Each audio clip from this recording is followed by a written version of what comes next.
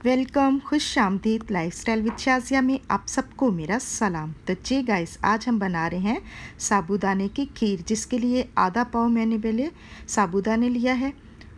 उसको अच्छे तरीके से पानी डाल के धो लेंगे और धोकर इसको अच्छे से आधे घंटे के लिए भिगो के रख देंगे। तो अब इसको मैंने अच्छे से पहले धो लिया था और इसको भिगो के रख दिया था। अब इसमें से आधे घंटे के बाद पानी जो है वो सारा निकाल दिया है। अच्छे से देखें साफ़ हो गया था। अब साबूदाने को एक ली है कढ़ाई, उसमें डाल देंगे और इसमें सारा साबूदाना डाल के और इसमें पानी डाल देंगे। 2 ग्लास मैंने पानी डाल दिया है और इसको लो फ्लेम पे पकने देंगे।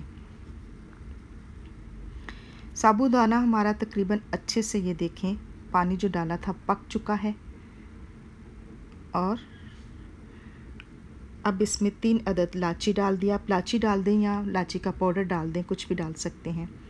और इसमें आधा कप जो है चीनी का डाल दिया है।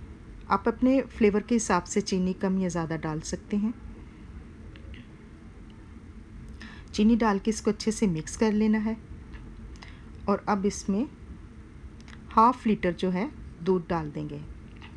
दूध डाल के इसको अच्छे से मिक्स कर लेना है और बिल्कुल आपने लो फ्लेम पे पकाना है। तो ठीक है, इस वीडियो अच्छी लगे इसको लाइक करें, शेयर करें, सब्सक्राइब करें। न्यू देखने वाले मेरे चैनल को सब्सक्राइब करें। यह आपकी तरफ से हमारे लिए बहुत बड़ा इनाम होता है और इससे हमारा हौसला बढ़ता है। साबूदाने के बहुत फ़ायदे होते हैं। ये हमारी हड्डियों को मजबूत करता है और बीमारी की हालत में भी साबूदाना खाया जाए तो ये बहुत अच्छा होता है। और ये वेट लॉस करने में भी बहुत अहम होता है और वेट को बढ़ाने में भी बहुत अहम किरदार अदा करता है। अगर आपने अपना वेट बढ़ाना है तो आप इसमें शुगर डाल सकते हैं, जैसे कि इसकी खीर खाएं तो इससे भी आपको के वेट में फ़ायदा होता है। और अगर वेट कम करना है तो आप इसको बिल्कुल सादा बना के साबूदाना जो है वो खाएं तो आपके लिए बहुत अहम होता है। सबसे बेहतर यह है कि ये जो जिनकी हड्डियों में दर्द होता है, घुटनों में दर्द होता है, वो इसकी खीर बना के खाएं तो बहुत ही अहम होता है। अब जो है मैंने इसको एक प्लेट में डाल दिया था और ऊपर से मैंने बादाम डाल दिए थे। जो भी आप नट्स डाल सकते हैं अपने जो आपको पसंद है वो डाल लें। तो मैंने बादाम जो है इसमें खीर के ऊपर डाल दिए हैं। देखिए बहुत ही मज़ेदार और टेस्टी खीर बनी है। तो जी guys, thank you for watching. मिलेंगे न्यू रेसिपी।